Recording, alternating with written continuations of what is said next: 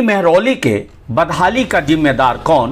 सांसद, विधायक या पार्षद?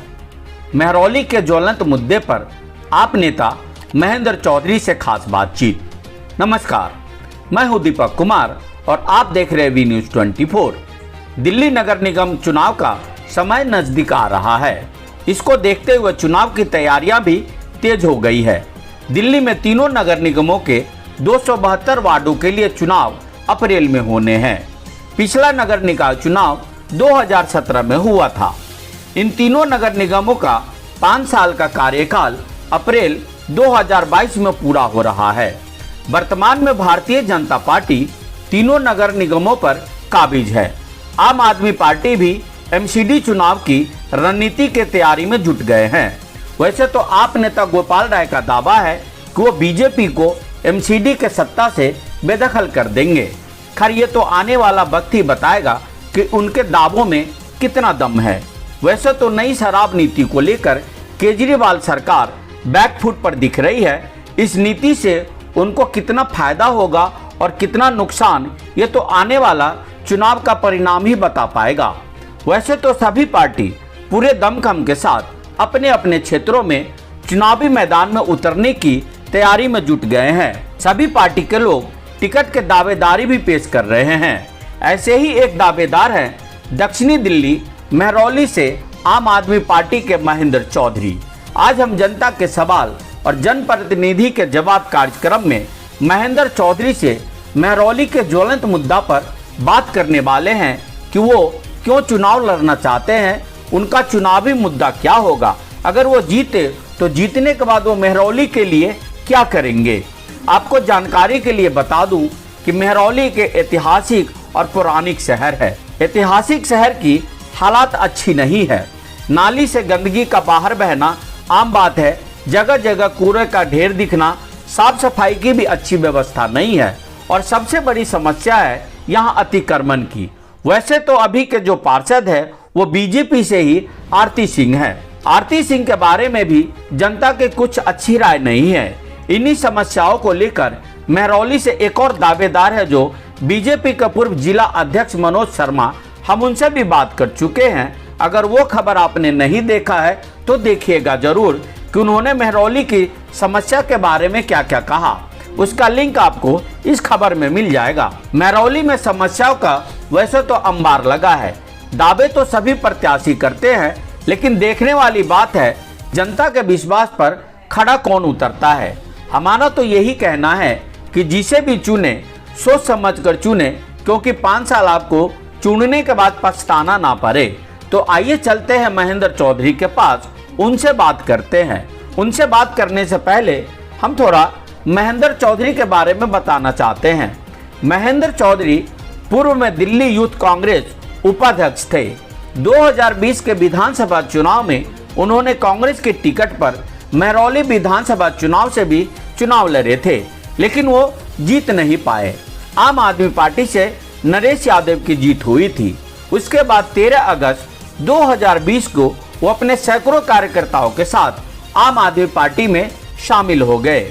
इनके साथ जो कार्यकर्ता शामिल हुए थे उनका नाम इस प्रकार है: रेखा महेंद्र चौधरी, दीपक बोहरा, मंजू मेसी, जावेद, अमित महलावत, सौरभ पवार, लोकेश गुप्ता, धर्मेंद्र राजपूत, शुभम कुमार, राकेश चौहान एवं लीजो। तो आइए बात करते हैं महरौली के ज्वलंत मुद्दा पर हमारे कार्यक्रम जनता के सवाल और जनप्रतिनिधि के जवाब में आप नेता महेंद्र चौधरी से। महेंद्र जी, आपका वी न्यूज 24 में स्वागत है सर।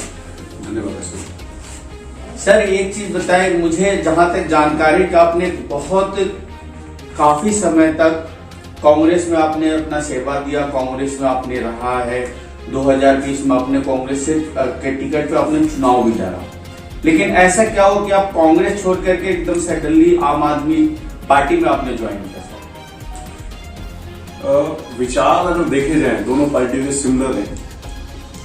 पहले मैंने कांग्रेस को 19 साल दिए, तो देश हित में सोचती होगी, लेकिन अभी जिस प्रकार से वो कमजोर हुई है और लीडरशिप में जो गिरावट आई है, तो कहीं ना कहीं उससे बहुत ज्यादा कमजोर हुई है कांग्रेस। और दूसरा, दिल्ली के अंदर जो केजरीवाल साहब ने काम किए हैं, बेसिक नीड्स पे काम किए हैं, और जो पंक्ति में सबसे पीछे बैठा हुआ व्यक्ति है उसकी लड़ाई लड़ी है, उससे प्रभावित हुआ और मैंने ज्वाइन किया आम आदमी पार्टी को। लेकिन एक चीज और भी है सर कि आप अभी बोले कि केजरीवाल साहब से मैं प्रभावित हुआ हूँ, तभी जो आपका जो दिल्ली में जो दिल्ली सरकार का एक नया नीति आबकारी जो नया आबकारी नीति के वजह से वो कई जगह पे लोगों का उनको गुस्सा का सामना करना पड़ रहा है। और अभी आप हाल फिलहाल आपने देखा होगी एक जगतपुरी के शराब के ठेके पे कांड भी हुआ जहां पे पत्थरबाजी हुई और जो वहां पे कर्मचारी उनका सर भी फूटा, 21 आदमी को गिरफ्तार भी किया गया। तो सर इस चीज का दोषी आप किसको मानते हैं? इसका दोषी उनको मानता हूं जो लोग बीच में दलाली कर रहे हैं, जो लोग शराब माफियाओं के साथ हैं। बेसिकली उस शराब नीति जो बोल रहे हो उसे आप अगर ढंग से पढ़ोगे और समझोगे तो आपको समझ आएगा कि जो ब्लैक मार्केटिंग है, जो सासी बीच में बैठे हुए, महरौली के अंदर 5 सासी बैठे हुए हैं, आप मेरी वीडियोस उठा के देखना पीछे, मैंने जा जाके रेड मारी है, खुद जा जाके उनकी बोतलें छीनी है। तो जो नकली शराब दिल्ली के अंदर बांटी जा रही है उसको चैनलाइज किया है पूरा। जो ठेके हैं एज इट इज उतने ही ठेके हैं, बल्कि कोई एक भी ठेका भरा नहीं है। लेकिन जो माफिया है, शराब माफिया है, उन्होंने क्या किया, एक ही जगह पे 20-20, 25-25 ठेके खोल दिए। तो इसको सेंट्रलाइज से डिसेंट्रलाइज किया है कि यहाँ का जो आदमी है जो शराब पीना चाहता है अपनी इच्छा से, वो किसी के घर में जाके छीनता नहीं है, लूटता नहीं है। तो उसको जो केजरीवाल साहब की नीति है वो ये है कि जो बीच में जो माफिया है, जो सासी है, महरौली में बता देता हूं उदाहरण के रूप में, अब महरौली से मैं बिलोंग करता हूं, तो महरौली के अंदर जो सासी है, अगर यहाँ पे इस प्रकार की कोई सुविधा मिलती है, कोई जबरदस्ती किसी को पिलाना नहीं चाहता है, ना कोई पी सकता है। जी जी। मैं आपसे बोलूं शराब पी लो, पियोगे नहीं जब तक आपकी इच्छा नहीं होगी। जी। तो उसकी भी गुणवत्ता है। दिल्ली के अंदर हिंदुस्तान की पहली ऐसी जहां देसी शराब ही बैन हो गई है। देसी शराब के ठेके सब बैन हो गए। एक भी देसी शराब का ठेका दिल्ली में नहीं खुलेगा। जो भी खुलेगा उसकी गुणवत्ता होगी। उस गुणवत्ता के मापदंड में अगर नीचे वो चीज निकलती है तो उसे बंद किया जाएगा। तो अगर उसे ढंग से पढ़ा जाए, विरोध कौन कर रहा है?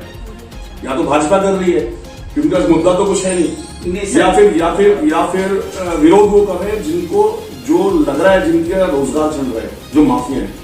उसका सर विरोध उस बात के लिए, विरोध यह है कि मैंने आज तक कभी भी लगभग 53 साल की हमारी उम्र हो चुका है और 30-35 साल के अंदर तो मैंने आज तक कभी ये नहीं देखा कि एक बोतल दिल्ली के अंदर में कोई स्कीम चला हो और फ्री मिला हो, क्योंकि ये उसके वजह से नहीं हुआ सर। ये जो हुआ है ये फ्री के वजह से लोग अपना काम वाम छोड़ करके सुबह से लाइन में लग जाते हैं, अपना काम करने नहीं जाते, शराब के ठेके के लाइन में लग जाते हैं, वो दारू पीते दंगा करते हैं। तो एक से एक जो फ्री मिला ये थोड़ा सा जो अराजकता, यही बोल रहा हूँ, आप इसकी जानकारी लीजिए करा क्यों जा रहा है। जो पुराने ठेके हैं, जो एक जगह स्टॉक थे सारा का सारा, उनको बंद कर दिया सभी को, और 28 तारीख तक वो जितना भी उनका स्टॉक है उसे खत्म करना है। तो उन्होंने उनको एक 1-to-1 फ्री किया है। वो कोई पॉलिसी में नहीं है कि एक शराब के साथ एक शराब की बोतल मिलेगी। जो पुराना उनका स्टॉक है वो सब दुकानें बंद हो रही है, अब नए सिरे से दुकानें बन रही है। पहले क्या था, कोविड, देखो कोविड का उदाहरण ले सकते हैं कि आदमी अगर चिपकता है तो बीमारियां पैदा होती है। यहाँ पे क्या, रात को 10 बजे ठेका बंद है तो लोग मारामारी शुरू कर देते हैं। तो उसका पूरा एक रोड मैप बनाया कि इतने बाय इतने मीटर से नीचे कोई ठेका भी नहीं खुल सकता, कि इजिली मेरा पीने का मन है तो मैं उस दुकान के अंदर जाऊं, इजिली जिस बोतल को पिक करना है बोतल को पिक करूं और आराम से लेके चला जाऊं। मैं गोवा का सह प्रभारी रहा, गोवा के अंदर मैंने भी 1.5 साल बिताया है। वहां पे हर दूसरे घर के बाद ही ठेका खुला हुआ है। खैर गोवा तो इस मामले में बहुत ही कहते हैं कि जो गाड़ी का जो तेल और इंसान का तेल, वो दोनों ही पूरे इंडिया में सबसे सस्ता गोवा में ही है। जो आप इंसान का तेल बोल रहे हैं, तो हर किसी की नीड है, वो अपने किस प्रकार से नीड को बनाता है। मेरा चाय पीने का मन है तो मुझे चाय के ठेले पे जाना है, सबकी नीड्स है। तो प्रॉपर चैनलाइज वहां पे बना हुआ है सब कुछ। वहां का आदमी एक भी रोड पे मुझे 1.5 साल में गिरा हुआ नहीं दिखा। वो गिरते कौन है? नॉर्थ इंडियंस, क्योंकि उनको नकली शराब मिलती है, देसी शराब मिलती है। 25 रुपए की जिन्हें पौवा मिलता हो, वो 25 रुपए क्या है, कुछ नहीं है। भैंस को इंजेक्शन जो लगता है ना, उसको डाल के पानी डाल के बना के दे देते हैं तो आदमी मरता है। तो नकली शराब बैन की है और जितने माफिया शराब के उनको उड़ाया गया। अच्छा चलिए सर, ये तो हो गया जो हमारा जो स्टेट लेवल की जो एक समस्या उसके। अब हम आते हैं अपने लोकल जो समस्या पे। जैसे कि मुझे जैसे जानकारी मिली कि आप भी टिकट के दावेदार हैं और एमसीडी का चुनाव लड़ना चाहते हैं। वैसे तो आपने पूर्व में विधानसभा का भी चुनाव लड़ा है, लेकिन सर एक चीज आप जान सकते हैं कि जो महरौली की जो विडंबना है और यहाँ की जो दुर्दशा है, जो बदहाली है, बहुत बद से बदतर है। क्योंकि पिछले 20 साल से आप ही के पार्टी से जो है सतबीर जी मेयर रहे हैं, पुष्पा सिंह जी जो है वो पार्षद है, और अपने आप में इसको किसी नाम का मतलब पहचान की इसकी जरूरत है, क्योंकि पूरी दुनिया के पटल पे कुतुब मीनार की वजह से और बहुत सारे चीजों की वजह से इसको जाना जाता है। लेकिन हकीकत देखो तो यहाँ की हालत बहुत खराब है। जैसे मैं अभी आया हूँ, एक जगह मुझे खुद नाली का पानी का छींट पड़ते पड़ते बच गया। देख रहा हूँ पूरा नालियां बह रही हैं, गंदगी निकल रहा है, जगह जगह कूड़े का ढेर है, साफ सफाई की व्यवस्था नहीं है। अभी इस टर्म जो आपके बीजेपी का पार्षद है, तो सर इसके लिए किसको मान रहे कि जो पूर्व में जो 20 साल थे वो या अभी के 5 साल है वो, इसमें किसका दोष है सर? इस बदहाली का जिम्मेदार कौन है सर? सांसद है या विधायक है या पार्षद है? देखो, जिसके अधीन कार्य आता है नेचुरली वही दोषी है इसके अंदर। किसको मानते हैं? पूर्व का जो भी है, जैसे मेरा जन्म यहाँ हुआ है तो बहुत ही सुंदर और बहुत ही अच्छी महरौली थी, लेकिन डे बाय डे आज आप खुद ही बता रहे हो चल के आए पूरा गंदगी के अंदर से। पहले क्या था, जो हमारा ड्रेनेज सिस्टम है, हम जैसे आप भुया चौक की तरफ जाओगे तो और बाग की तरफ जाओगे, दोनों के अंदर 80 फुट का डिफरेंस है। पानी ऊपर से गिरता है, 1 मिनट में नीचे निकल जाता है। जो आज से 25 साल पहले की आबादी थी वो थी 20,000, यहाँ पे 20,000 लोगों की आबादी थी। आज वो आबादी बढ़ के लगभग 2.5-3 लाख के बीच में पहुंच गई है। तो नालियां जो 25 साल पहले भी इतनी थी, आज भी इतनी है। उसके ऊपर कार्य नहीं हुआ, ना सोचा कि हमारे जहां पे जनसंख्या 20,000 लोगों का पानी निकलता था, मल निकलता था, आज वो बढ़ के 3.5 लाख पहुंच गया है।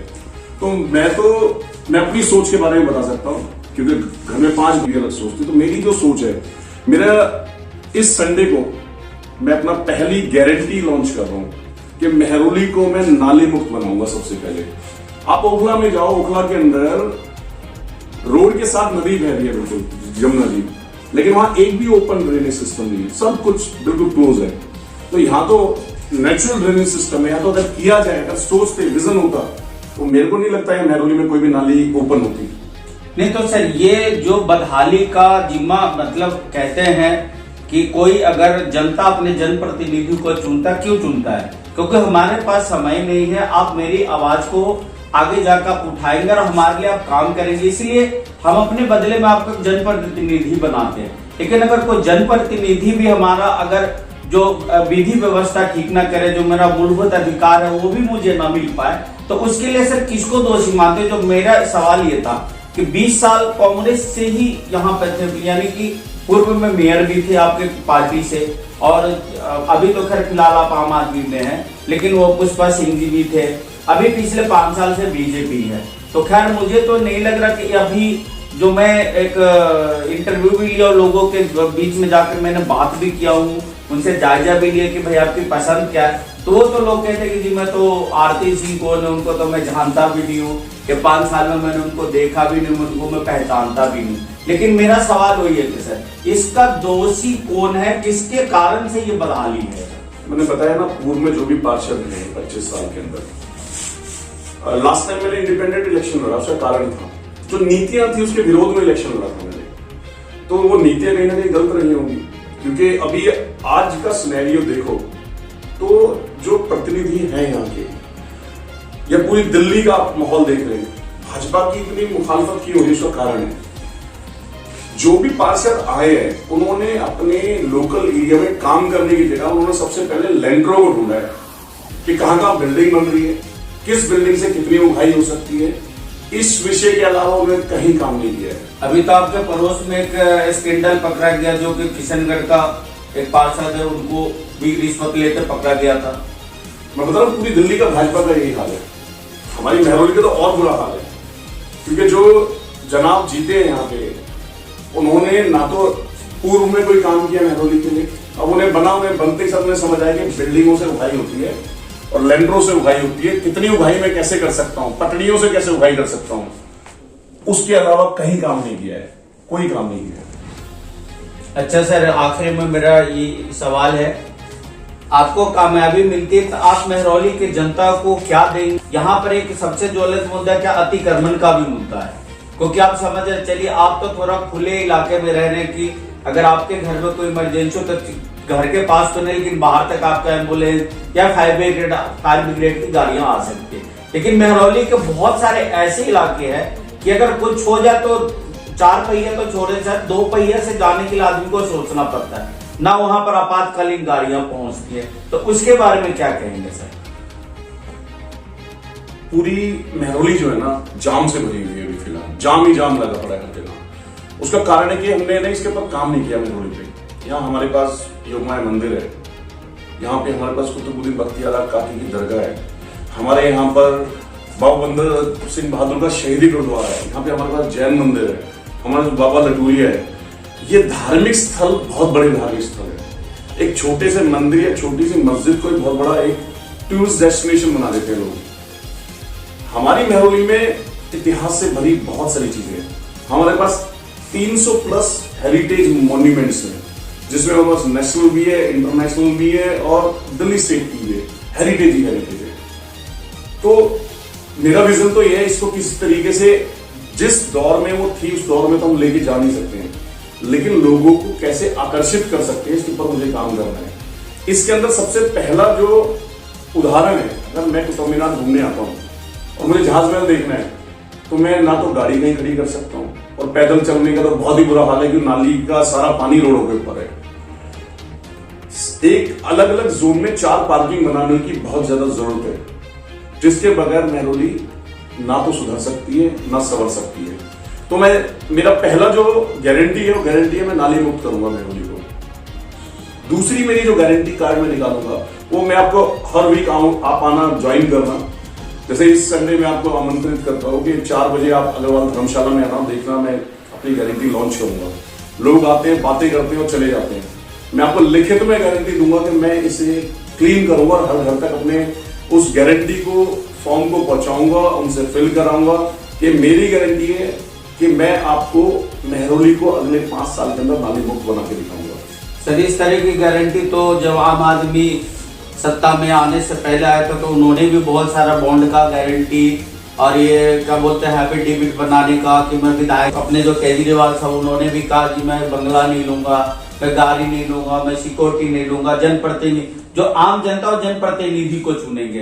तो इस तरह की तो सर गारंटियां तो जीतने से पहले सारे जनप्रतिनिधि देते हैं, क्योंकि जो अभी के होंगे उन्होंने भी कुछ न कुछ गारंटी दिया होगा, इनसे पहले के लोगों उन्होंने भी कुछ गारंटी दिया होगा। तो इसमें सर अलग क्या है सर? मैं समझाता हूँ आपको। आप गारंटी बताइए अरविंद जी ने कौन कौन सी दी थी। उन्होंने दी कि मैं महिला गार्ड लगाऊंगा बसों के अंदर, लगाई। उन्होंने सीसीटीवी कैमरे लगाऊंगा, लगाए। उन्होंने बोला वाईफाई जोन बनाऊंगा, बनाए। उन्होंने बिजली मुफ्त करूंगा, की। उन्होंने बोला कि मैं नए अपने जो मोहल्ला क्लिनिक है वो बनाऊंगा, बनाए। उनकी गारंटी तो सारी की सारी उन्होंने पूरी कर दी है। नहीं समझे? आप व्यक्ति विशेष के ऊपर ना जाके उसके कार्यों को देखो। आज पूरे हिंदुस्तान में अरविंद को क्यों पूछ रहे हैं? अरविंद जी को पूछने का कारण ही है जो उसने बोला वो किया है, जो उसने बोला वो किया है। उसकी एक एक जो गारंटी थी वो पूरी कर चुका है। लेकिन बहुत सारे सर पुराने लोग तो उनको छोड़ के जा चुके हैं। देखो, जाने और ना जाने के जो कारण होते हैं सबके अपने अपने कारण होते हैं, वो वही बता सकते हो क्यों गए, क्या कारण थे गए। बीजेपी को बहुत सारे छोड़ के चले गए, कांग्रेस के तो लगभग बहुत क्या 80% लोग छोड़ के जा चुके हैं। सबके निजी निजी कारण होते हैं।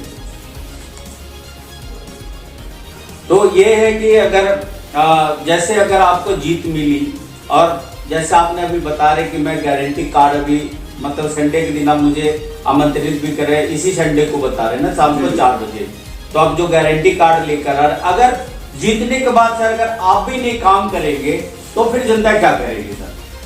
वो जनता अगले 5 साल बाद इलेक्शन रिजेक्ट कर देगी। तो 5 साल तो जनता तो सफर करेगी ना सर। ऐसे तो 5 साल उनको किया, 5 साल आपने, 5 साल और जब आपने मुझे परखा ही नहीं है तो कैसे आप बता सकते हो मैं नेगेटिव हूँ? मैंने प्रूव करके दिया है कि पीछे जो ग्राउंड बना हुआ है, आप जाओ एक बार उसकी वीडियो जरूर बनाना। हिंदुस्तान के अंदर सबसे बड़ी एक कमी और खामी क्या है कि हम एक चीज बना तो देते हैं लेकिन उसे मेंटेन नहीं करते हैं। मेंटेन अगर हम करने लगे तो विदेश में और हम में कोई ज्यादा फर्क नहीं है। हम बना तो देते हैं चीजों को लेकिन मेंटेन नहीं करते। मैंने एक कूड़े के ढेर को 400 ट्रक मलबा निकलवाया था मैंने 2008 के अंदर। 2009-10 के अंदर मैंने उसे एक बहुत सुंदर स्टेडियम का रूप दिया। स्कूल का पीछे वाला जो बिल्कुल वहां पे प्रॉपर खत्ता था, 400 ट्रक मलबा था। नशेरियों का अड्डा था सर, वो खत्ता नहीं था, नशेरियों का अड्डा था। दोनों मिक्स थे। जहां गंदगी होगी वहां दूसरी गंदगी आनी है नेचुरल, जो समाज की गंदगी है वो पहुंचनी है। तो जो उस ग्राउंड पे एक बार जाके देखो, वहां पेड़ देखते हो तो अच्छा लगता है कि 25-30 फुट का पीपल का पेड़ खड़ा हुआ है, बरगद का पेड़ खड़ा हुआ है।